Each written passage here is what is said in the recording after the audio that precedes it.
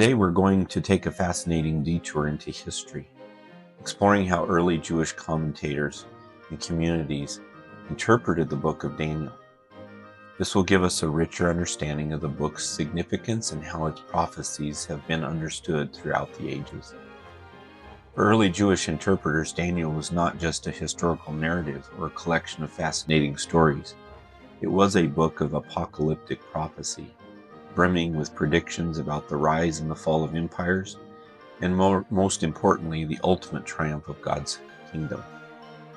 They often approached the text allegorically or typologically, finding connections between the events of Daniel's time and their own historical context.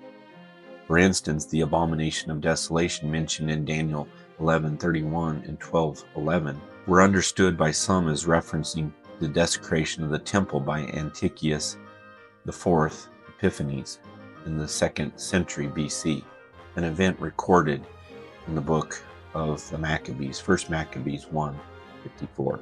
The Dead Sea Scrolls, a treasure trove of ancient Jewish texts discovered in the mid-20th century, provide valuable insights into how the community of Qumran interpreted Daniel.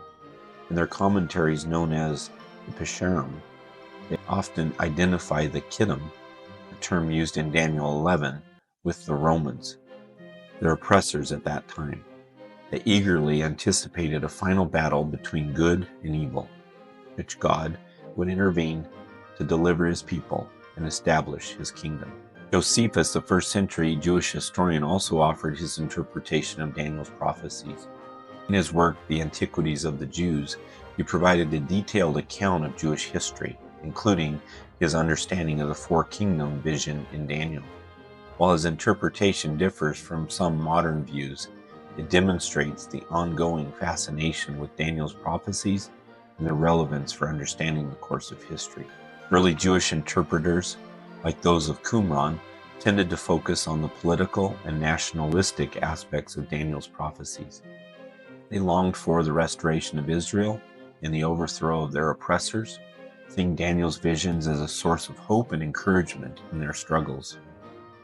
Christian interpreters, on the other hand, have emphasized the Christological dimensions of the book, the prophecies as pointing to the person and the work of Jesus Christ, particularly his death and his resurrection.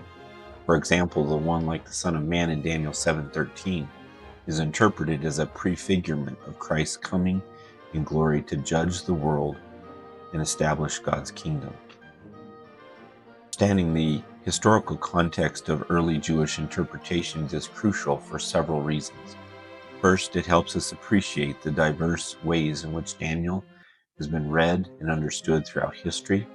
Second, it highlights the importance of considering the cultural and historical background of the biblical authors and their original audience.